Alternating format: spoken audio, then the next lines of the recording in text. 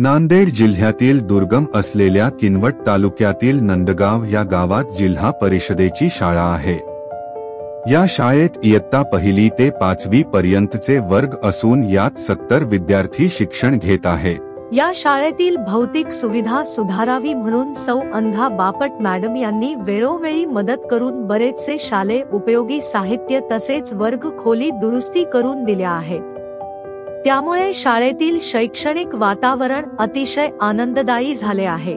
या शाळेत मुलांना मोफत पोषण आहार दिला जातो। तो पोषण आहार ज्या किचन शेड मध्ये शिजवला जातो ते किचन शेड पावसाळ्यात गळत होते, त्यामुळे त्यावरील असलेले पत्र्याचे छत जे की पूर्णतः जीर्ण झाले होते ते बदलणे गरजेचे होते।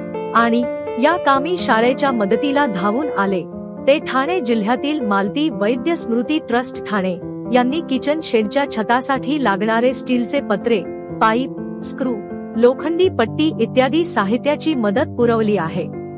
त्यामुळे शाळेतील किचन शेडचे संपूर्ण छत दुरुस्त झाले। त्यामुळे मुलांचा पोषण आहार शिजवण्यासाठी किचन शेड पूर्णतः सज्ज झाले आहे। या कामी मदत केलेल्या मालती वैद्य स्मृती ट्रस्ट ठाणे यांचे जिल्हा परिषद शाळेचे मुख्याध्यापक, सर्व शिक्षक, शाळा व्यवस्थापन समिती, ग्रामस्थ व विद्यार्थी यांनी त्यांचे आभार मानले आहे।